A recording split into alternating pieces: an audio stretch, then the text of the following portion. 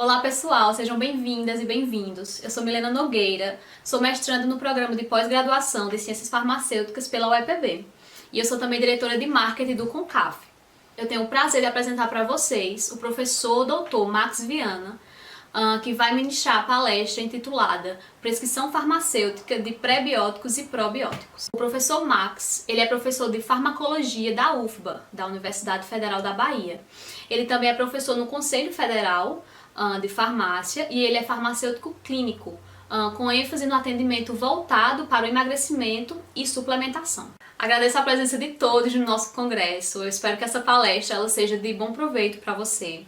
Qualquer dúvida pode entrar em contato com a gente, mas você também pode enviar um e-mail diretamente para o conferencista. O e-mail dele vai estar no último slide da apresentação, certo? Mais uma vez agradeço a presença de vocês e boa palestra. Olá, pessoal, tudo bem? Eu sou o professor Dr. Max Viana. Eu sou bacharel em farmácia pela Universidade Federal de Alagoas.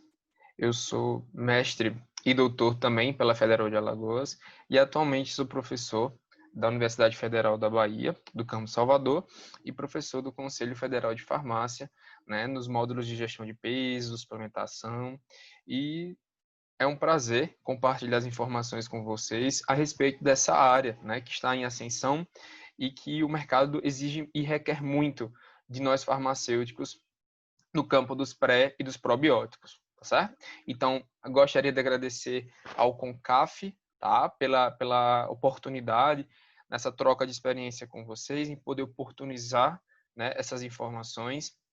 Deixo aqui de antemão as minhas redes sociais, meu Instagram, viana.max, e o instituto na qual a minha noiva atende, que é o Instituto Aline Lima. Então, por favor, peço que vocês sigam, que a gente posta bastante material lá a respeito dessas áreas, tá certo? Vamos lá começar um pouquinho esse mundo, né, da prescrição dos pré e dos probióticos. Inicialmente, pessoal, como é que vocês acham que a mídia aborda esse tema? Vejam só. Então, quando sai alguma matéria na mídia relacionada ao uso de pró e prebióticos, eles mostram da seguinte maneira. Então, vê, cocô em cápsulas, transplante de fezes ajudará a emagrecer. Ou pílula feita com bactérias de fezes pode combater infecções intestinais. Então, a abordagem que a mídia faz, né, desse assunto não é muito acolhedora. Então, as pessoas vão ficar imaginando, pô, vou suplementar, né, fezes, será que isso realmente ajudaria a emagrecer? Então, torna esse meio um pouco cético, às vezes até mesmo vou usar, será que vou perder peso? E seca, né? As pessoas podem até ter nausear, se nausear, pensando de ingerir fezes, mas enfim, tem múltiplas vantagens e múltiplos benefícios na suplementação de probióticos, tá certo? E aí já dá um link, né, um entendimento de que esses micro-organismos, no caso essas bactérias, podem ajudar a emagrecer. Então, existem algumas cepas que podem contribuir no emagrecimento. Primeira coisa que eu quero esclarecer para vocês é o termo, né? Muitas pessoas falam flora. Cuidado com o termo flora, tá? Então, qual é o termo correto, professor? Flora ou microbiota? Flora era um termo utilizado no século passado, né? Retrasado, então 1880 por aí, no qual pelo qual as bactérias faziam parte do reino vegetal, do reino plant. Então, por isso que elas eram o conjunto era denominado de flora, tá? Mas a partir de então, desde, né, de 1800 e mais ou menos nos anos 1980, esse termo mudou desde que as bactérias começaram a pertencer ao reino Monera. Então, isso já há muito tempo, já deve se adequar ao termo microbiota. Muito embora, quando lidarmos com os nossos pacientes, a gente deverá abordar flora, porque é um termo mais leigo, mais vulgar, mais popular, tá certo? E nas bases de dados científicas, o que a gente observa? Então, por exemplo, ó, essa revisão de 2017, os efeitos de probióticos em sintomas depressivos em humanos. Então, bactéria tem a ver, né, suplementação de probióticos tem a ver com humor? Sim, tá? Eu sempre falo aos alunos, como é o humor de uma pessoa que está há alguns dias sem ir ao banheiro, né? Então, se a pessoa fica 3 dias constipada, 4, às vezes 5, e quando consegue defecar, sangra, né? Eu tenho algum desses distúrbios, a gente percebe que ela fica mal-humorada, né? Tem até um termo popular, né? Enfesado, né? Então, a gente percebe que intestino tem alguma forte correlação com humor, e isso deve-se principalmente pela absorção de triptofano na luz intestinal. E tem bactérias que auxiliam na absorção desse triptofano para que posteriormente ela seja convertida em serotonina e, consequentemente, melhorar na modulação de humor, tá? O papel, então, papel de prebióticos na regulação de microbiota e prevenção de obesidade. Então, outra revisão, essa de 2018, vejo nas revistas internacionais, né? Então, eles têm um papel fundamental na microbiota intestinal do obeso. Então, normalmente o obeso ele tem uma alimentação pobre, né, em prebióticos, pobre em fibras, certo? Então, ela tem um poder bifidogênico, uma ação excelente nesse sentido. A imunidade, né? Então, o intestino a gente vai ver que ele modula grande parte das células imunológicas, ou seja, um intestino funcional, ele tende a induzir, né, uma boa funcionalidade do sistema imunológico. E doenças de pele, afecções de pele. Então, olha aí, um outro estudo de 2018, né? Uma mistura de 5 cepas bacterianas atenua a inflamação de pele em camundongos. Então, eles podem ser utilizados em processos acneicos, eles podem ser utilizados em dermatites, tá? Então, urticárias. Então, já está bem estabelecido um eixo também, intestino e pele, na qual, se o intestino não tiver na sua melhor funcionalidade, ele vai refletir esses danos na nossa pele. Então, a pele é uma forma do intestino afirmar que algo não está bem, né, não está bem funcional, tá certo?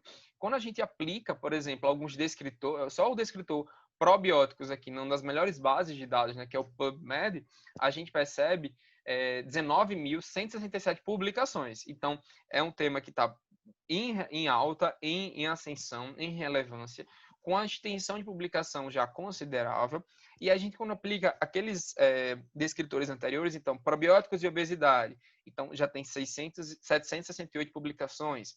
Probióticos e doenças de pele, 608. Probióticos e humor, 1.076.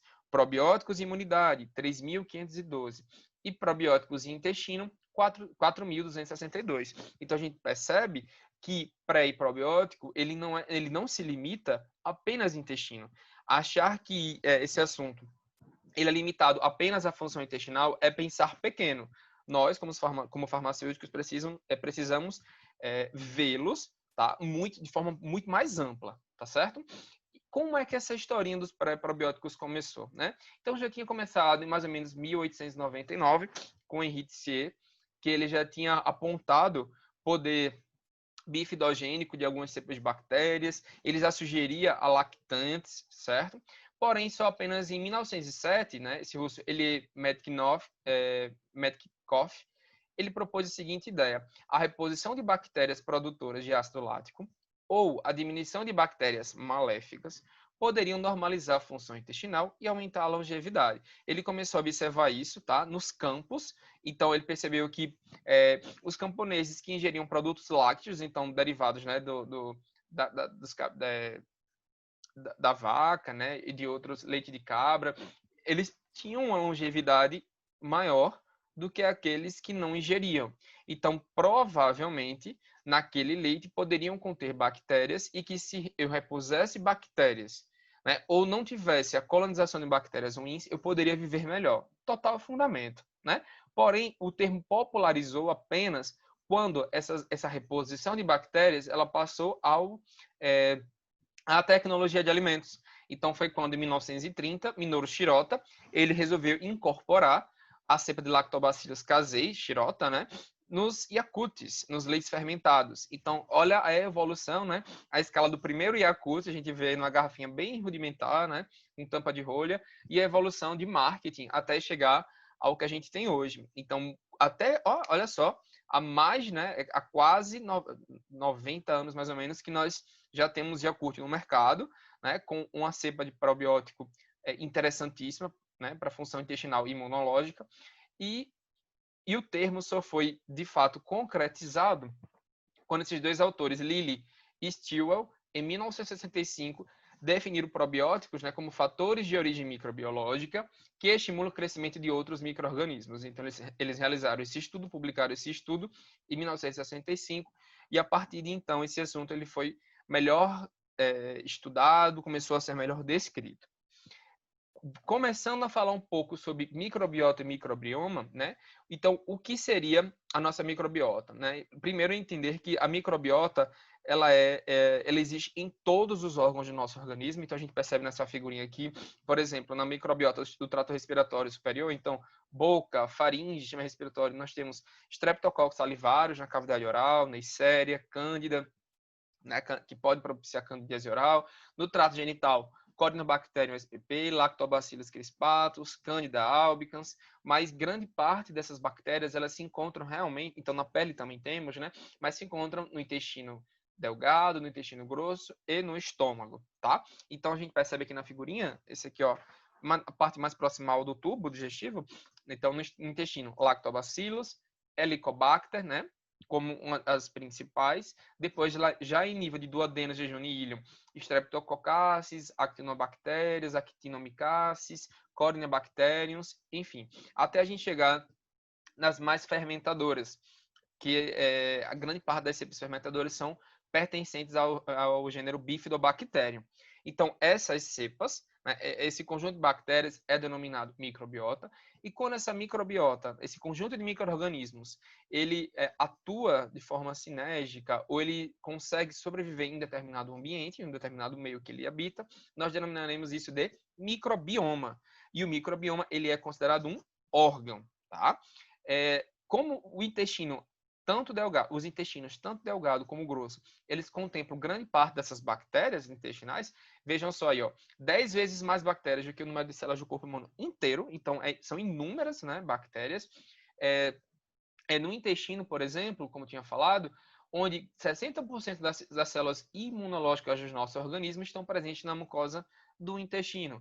Existem tecidos linfóides secundários, essas áreas mais arredondadas dessa lâmina que eu coloquei para vocês, que são chamadas de placas de Peyer, né, o Peyer, na qual essas bactérias estimulam a captura de antígenos, né, nos quais são considerados centros germinais linfóides. Então, grande parte da nossa imunidade se deve a quê? A um bom funcionamento intestinal, tá? Então, se a gente prezar pelo bom funcionamento dele, nós vamos ter uma boa resposta contra patógenos.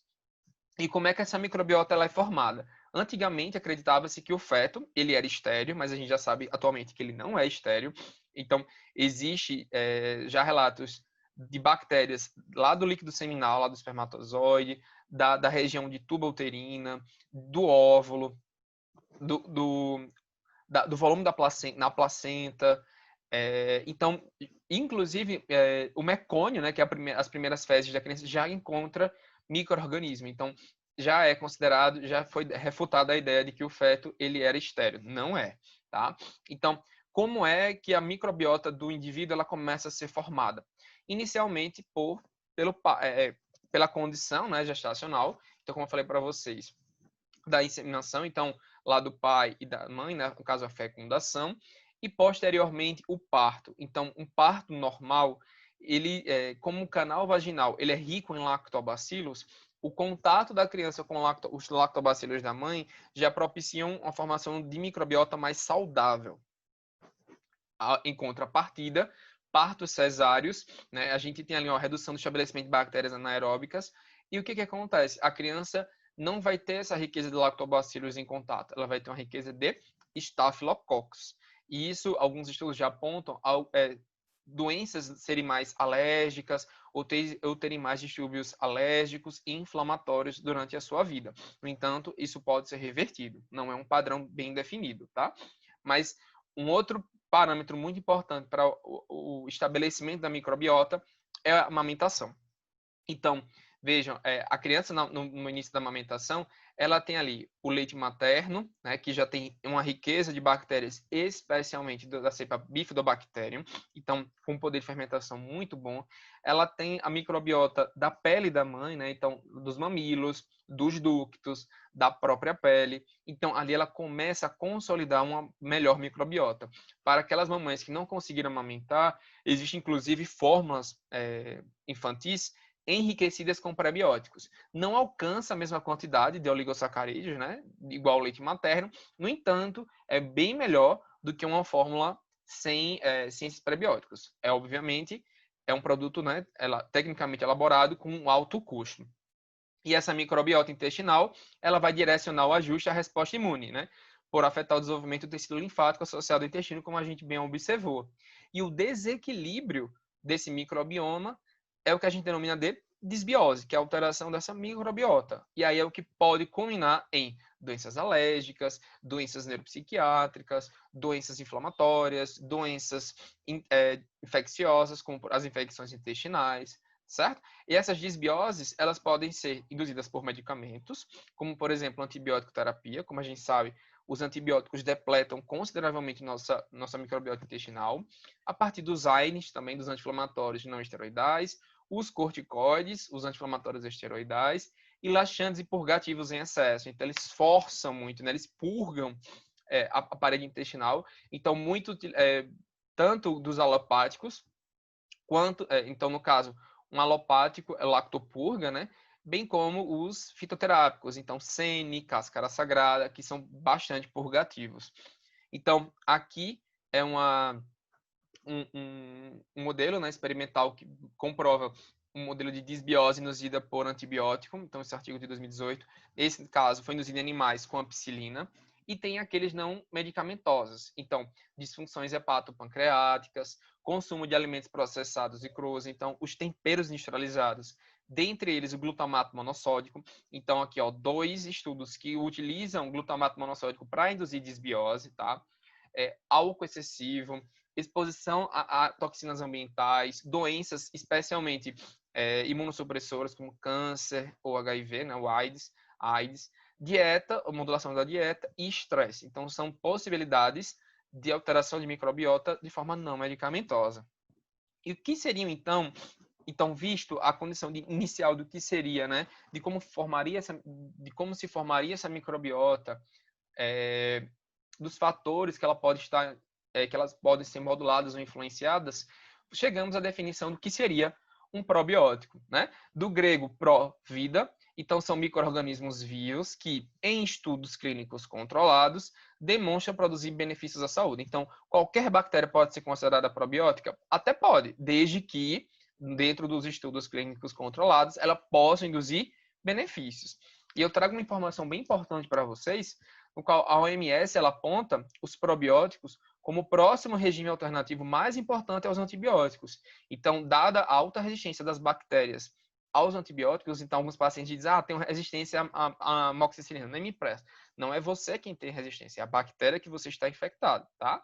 Então, é bem importante a gente frisar isso. Então, dada a alta resistência de muitas bactérias aos antibióticos existentes e a não descoberta de novos antibióticos, o que tem se pensado? Na suplementação de probiótico, porque probiótico ele tem uma excelente eficácia profilática. Então, o raciocínio melhor de usar um probiótico é utilizar antes de uma infecção.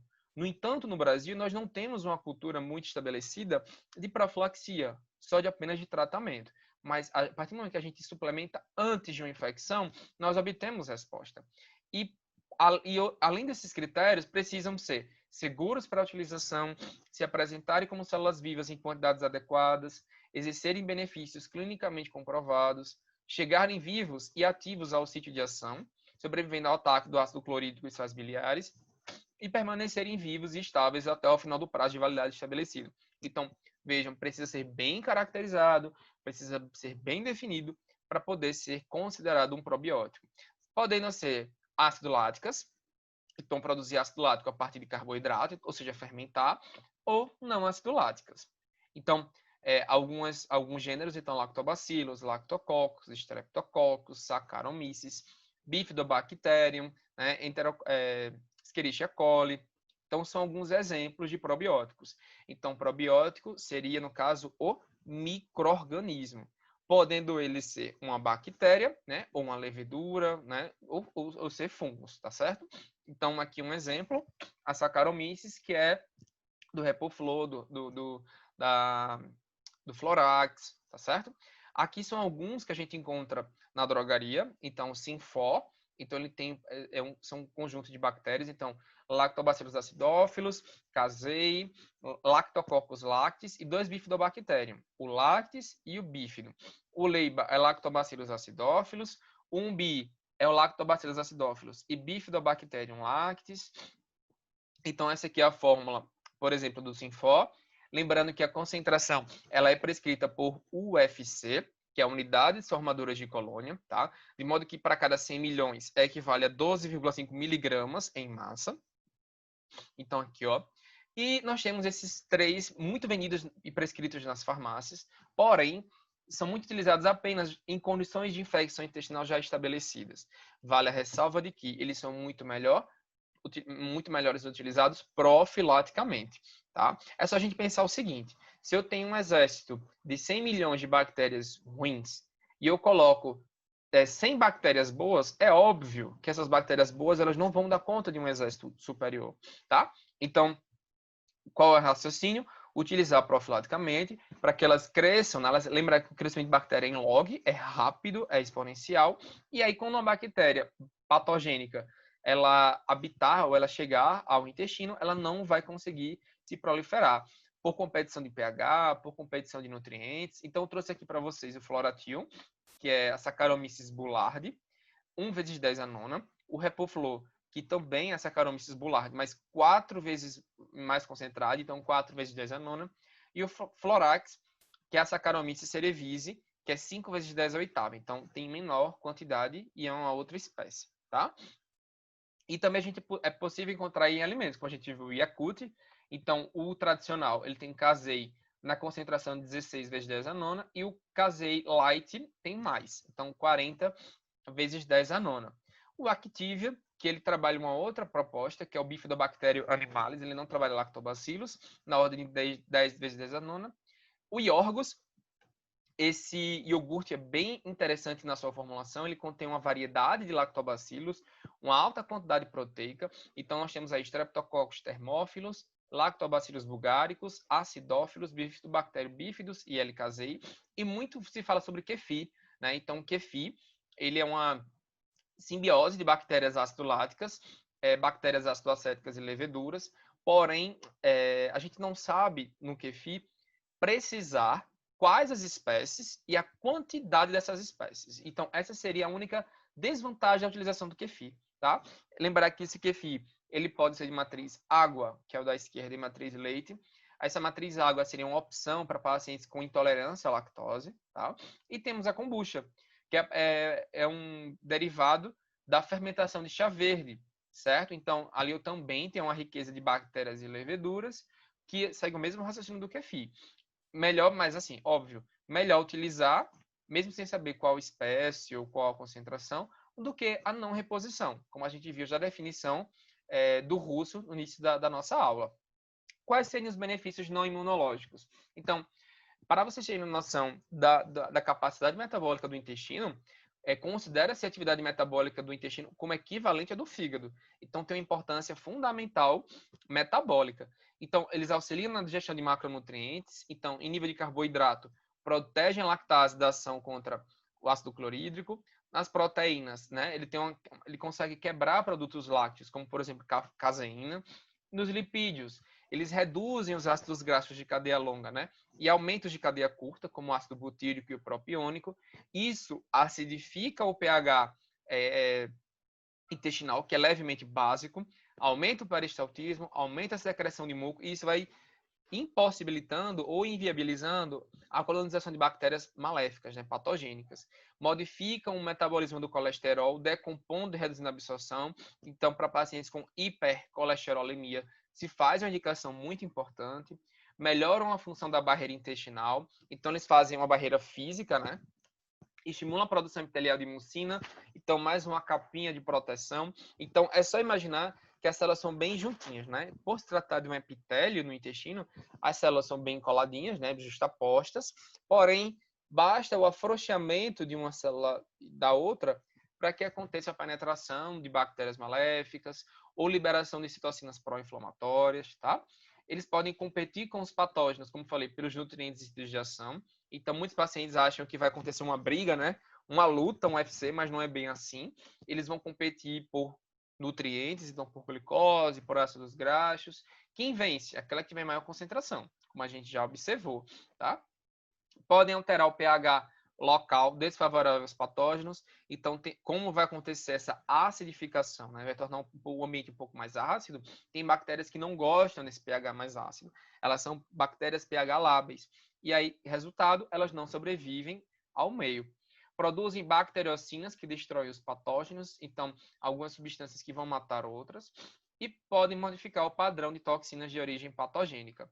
E, além disso, tem uma função nutricional muito importante, que é a síntese de ácido fólico e vitaminas do complexo B. Então, são inúmeros os benefícios da suplementação de probióticos. E ainda os imunológicos. Então, ativa macrófago, né? Então, diferencia monócito e macrófago, aumenta a função apresentadora de antígenos aos linfócitos B, aumenta a produção de IgA local e sistêmica, modulam o perfil de citocinas de pró-inflamatória para anti-inflamatória, induzem a diminuição da resposta aos antígenos dos alimentos. Então, diminui o quê? As condições alérgicas alimentares. Então, gente, tem inúmeros benefícios nessa suplementação, tá? Muitas pessoas perguntam, certo? Já vi que os benefícios são excelentes, mas como é que eu uso, né? Primeiro, antes de tudo, o importante é você realizar uma consulta com alguém que tenha expertise na área. Então, nós do Instituto Aline Lima, a Aline faz as consultas, né, e prescreve probióticos de acordo com a necessidade do indivíduo. Então, a gente... mas me diz uma fórmula pronta para a pele. Gente, não existe isso. Isso vai de acordo com a sua necessidade, de acordo com o que você está necessitando. Então, muitas pessoas perguntam, mas como é que é o uso diário? Então, geralmente eu recomendo, né? Por um protocolo de atendimento. Então, vamos supor, acne, a gente pode fazer por 30, 60 dias ou 90 para a gente avaliar se reduziu a oleosidade, reduziu os comedões, reduziu a vermelhidão ao redor da acne. Lembrar que o uso é profilático, ele deve ser utilizado antes, né, mesmo de uma condição instalada. O esquema posológico, então, peço para que o paciente tome uma cápsula pela manhã, em jejum, e uma cápsula antes de dormir. Então, os 30 primeiros dias, ele nunca deve ter feito uma reposição, então sempre a gente pergunta, você já fez suplementação? Não. Então, vamos fazer 2 vezes ao dia, e a partir do segundo mês, a gente utiliza uma cápsula apenas à noite, antes de dormir, tá? Para poder colonizar melhor esse ambiente intestinal. E uma outra observação, muitos reclamam que é caro, tá? Mas é muito caro. Mas não, tem uma dica. Esse preço elevado dos probióticos, ele está muito associado a uma tecnologia de liofilização. O que é isso? É o fato de você torná-lo estável em diferentes temperaturas. Então, para que eu venda na minha drogaria, é preciso que eu aumente o tempo de validade, o vencimento. Com isso, eu vou aplicar tecnologias para aumentar o tempo de prateleira. Diferentemente da minha prescrição, eu prescrevi um termolábio. Então, coloco lá, aviar termolábio, armazenar em geladeira. Porque, se a posologia é antes de dormir e se a posologia é ao acordar, você está em casa. Então, armazena em geladeira e isso barateia, galera, 60% a 70% do valor, tá? Então, aí a dose varia de acordo com a cepa e o produto, né? Então, embora alguns apresentem de 1 a 10 bilhões, existem eficácias com doses menores. Então, por exemplo, existe eficácia de Bifidobacterium infantis com 100 milhões, por exemplo, para algumas condições. Já Streptococcus thermophilus, né? Ou algumas cepas de lactobacillus, enfim, precisa de 300 até bilhões de UFC 2 vezes ao dia, tá?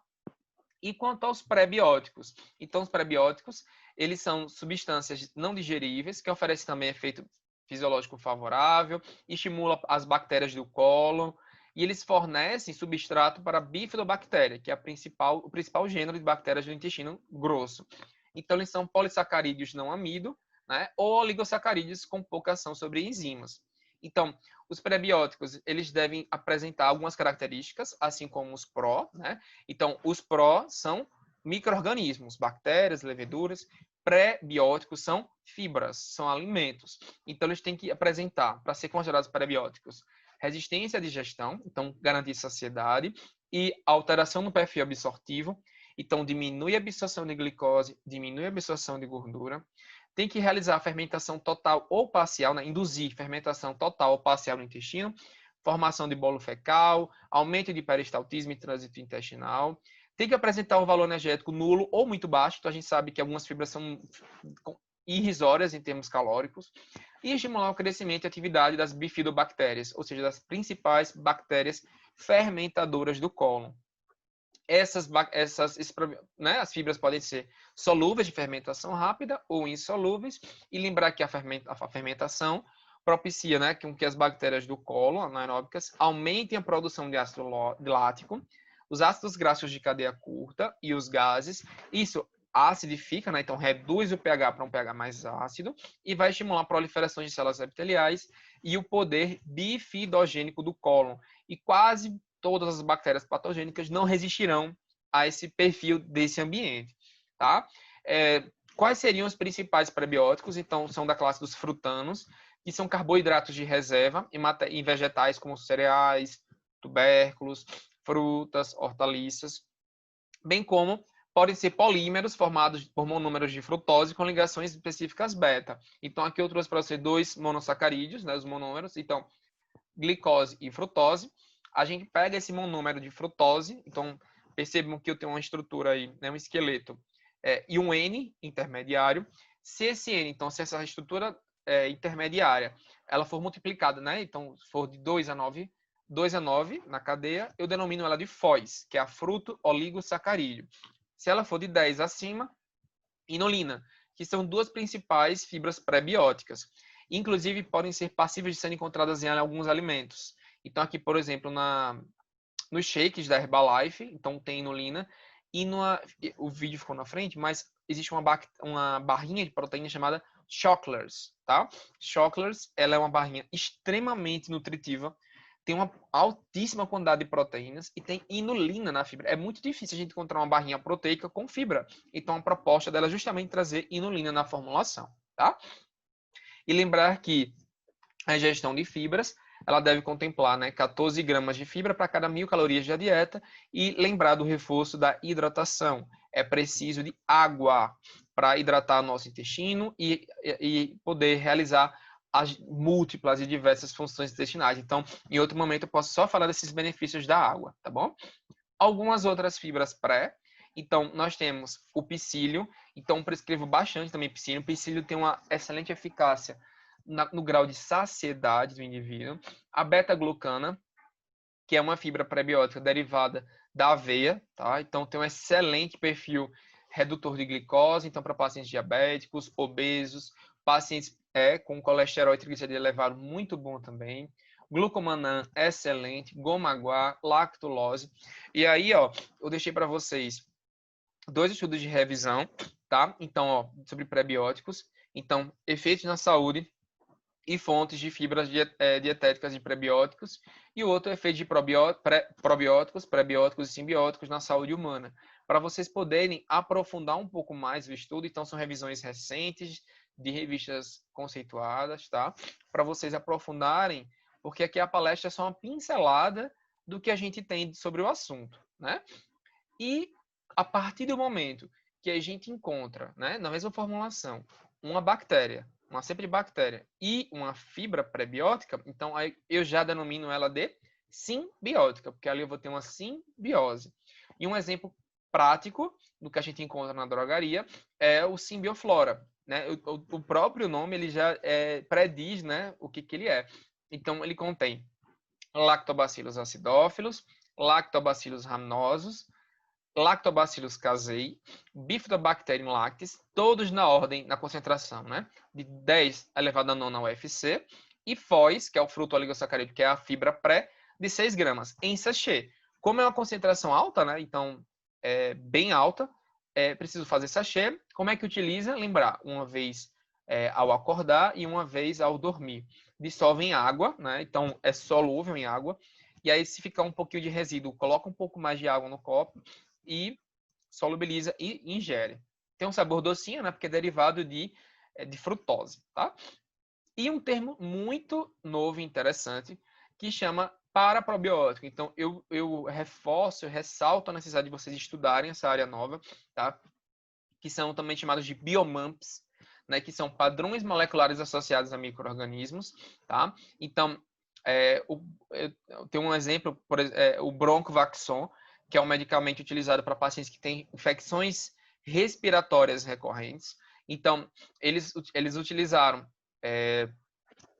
fragmentos da parede da bactéria. Então, esses paraprobióticos, eles pegam ou lisados de bactéria, ou pedaços da parede da bactéria, enzimas da bactéria, alguma coisa da bactéria, as bactérias que você mais tem infecção, para trabalhar o seu sistema imunológico, para que quando você se reinfectar, você já tenha uma memória imunológica capaz de capaz de destruir aquele patógeno. Então, ali, ó, o fragmento de parede, o muramil de peptídeo, né, expresso tanto em gram positivo como gram negativo, e o ácido de amino pimélico, que é mais característico de gram negativo. Então, foi pegado, coletado esses fragmentos encapsulados e estimula os node receptors, que são células presentes na célula de defesa, para fazer o reconhecimento desses fragmentos e gerar uma resposta imunomoduladora, né, uma imunomodulação. Lembrar do Broncovaxon, que são lisados de bactérias, principalmente do trato respiratório. Então, se você tem muita amidalite, sinusite, né, infecções do trato respiratório superior, vale a pena você conversar com o seu alérgico a respeito. E aqui um exemplo de uma formulação, um pool, né, um conjunto de biomamps, né? Então, 35 miligramas de biomamps de várias cepas de bactérias, tomar uma dose pela manhã, tá? Alguns exemplos clínicos da suplementação e algumas vantagens. Então, por exemplo, esse estudo, né, começando pelos estudos gástricos, esse estudo de OJET colaboradores de 2011 avaliou 90 pacientes com H. pylori positivo e dividiu em dois grupos, né? O que utilizou levofloxacino, amoxicilina, esomeprazol e a cepa de Lactobacillus reuteri na concentração de 1/10 por 14 dias, apresentou benefícios comparado àquele que não suplementou. Então, eles observaram que a suplementação desses lactobacilos promoveu resultados significativos na taxa de erradicação da bactéria e, além disso, reduziu também os efeitos adversos. Então, a incidência de náusea e diarreia foi significativamente menor no grupo 1 do que no grupo 2, que não o suplementou. Fez todos os outros tratamentos, mas não o probiótico. Então, a gente percebe que, além de reduzir os efeitos adversos, contribuiu o quê? Na erradicação da bactéria, visto que o tratamento foi padrão para ambos os grupos. No estudo de Dory e colaboradores de 2013, com a mesma espécie, Lactobacillus reuteri, na mesma concentração, só que por 6 semanas de terapia, mais inibidores de bomba de próton, tá? Então, demonstrou que a suplementação promoveu resultados significativos na erradicação da bactéria. Então, para distúrbios gástricos, especialmente H. pylori positiva, já tem resultados clínicos demonstrados. Para acne, então, ó, as espécies de Lactococcus SP, então, induzem uma substância inibitória chamada bacteriocina, né, que como a gente observou, então tem aí algumas referências que podem, essas bacteriocinas inibir as bactérias que causam a acne, especialmente a Propionibacterium acnes, o Streptococcus thermophilus, que modificam a função da barreira da pele, né? Então inibiu o crescimento de 3 espécies, e o Lactocasei, Paracasei, inibiu substância P, né, que vai reduzir a vasodilatação, o edema, né, da acne, a degranulação de mastócito, a liberação de mediadores pró-inflamatórios, como o TNF-alfa, né, o fator de necrose tumoral alfa, e inibindo a substância P, vai, consequentemente, inibir a atividade sebácea, tá certo? Então, já é considerado Paracasei como um dos melhores para acne. Aqui tem uma formulação que eu já fiz para algum paciente, né, com acidófilos, casei, ramnosos, plantaro, na ordem de 5, 10, oitava, curcumina CTI 100 mg e a prebiótica psídio 300 mg, como falei, tomar uma cápsula antes de dormir e outra em jejum por 30 dias. Certo? Então, aqui outro artigo para vocês de 2015, o efeito de probióticos na regulação imune, na acne, né, e outras doenças de pele. E, além disso, veja só, esse estudo de 2018 tem se utilizado também probióticos em extratos botânicos para melhorar a produção dos ruminantes, tá? Então, nesse estudo, eles observaram o seguinte, que a suplementação de probióticos e extratos vegetais em nutrição de ruminantes, então colocou na ração, melhorou a produtividade através de um aumento da estabilidade do ambiente ruminal, aí inibiu as infecções patogênicas no trato gastrointestinal dos ruminantes, modulou células imunológicas, melhorou a degradação das fibras, bem como a fermentação, aumentou a disponibilidade e utilização de nutrientes. E aí, qual a resposta? Né? Com que objetivo? O que se observou depois? Maior rendimento de carne, leite e lã. Então, vale a pena a suplementação de probiótico nesses ruminantes, a fim de se obter uma maior produção, né, de carnes, leite e lã. Certo? Para a gente observar que esses micro-organismos eles não estão apenas limitados a condições intestinais, condicionados apenas a humanos, então animais também têm bactérias em todos os órgãos, né? Então eles precisam, dependendo da condição, serem suplementados. Tá? Finalizando a nossa palestra, porque algumas palestras de probióticos eu estendo mais ou menos 2, 3 horas, mas não é o caso, aqui é uma proposta mais curta, né, mais resumida, é só para dar realmente um gostinho, uma pincelada da ideia, mas a gente pode se encontrar posteriormente em outros momentos, em outros eventos, em palestras com carga horária maior, tá? Para a gente abordar melhor, mas também para vocês estudarem, deixo aqui também outras 2 revisões, essa da Revista Brasileira de Ciências Farmacêuticas, que é uma revisãozinha bem básica sobre o que é pré e o que é probiótico, tá? E esse outro de 2008, né, a influência de bactérias probióticas na composição e função da microbiota intestinal. Além disso, eu deixo para vocês o material de uma entrevista que eu concedi ao Conselho Federal de Farmácia sobre obesidade e que, inclusive, abordo o funcionamento intestinal e os probióticos na nossa longevidade, na nossa saúde, certo? E desse modo, com essa abordagem, que eu falei rapidamente sobre um pouquinho do pré e dos probióticos, eu deixo a mensagem de que, desde que a sua alimentação seja o seu remédio e o remédio é a sua alimentação, mediada por Hipócrates, né? Então, ele há muito tempo já observava essa correlação. Então, pessoal, eu espero que tenha deixado apenas a sementinha da curiosidade. Aqui o papel não é realmente capacitar totalmente, aqui é realmente para pingar, né? Para poder deixar uma noção básica e deixar uma literatura posterior para vocês estudarem, certo? Mas segue meus contatos para vocês tirem dúvidas, certo? Depois do que vocês assistirem. Eu espero que tenha contemplado aquilo que vocês gostariam de saber, o mínimo possível, a respeito desses estudos, tá? E que vocês estudem, invistam nos seus estudos, porque esse realmente é o lema da vida, tá? Estuda que cresce, que é o lema que eu geralmente utilizo, porque realmente a partir do estudo a gente consegue vencer na vida, né? Desde os conselhos lá iniciais dos nossos papais, né? Do nosso papai e nossa mamãe, que já nos dizia, tá? Então segue aqui meu Instagram, o viana.max, Instituto Aline Lima, certo? E me disponibilizo a tirar dúvidas de vocês e ao CONCAF, aos organizadores, em especial o professor João, eu deixo aqui meus sinceros agradecimentos. Um abraço, fiquem todos com Deus. Tchau, tchau.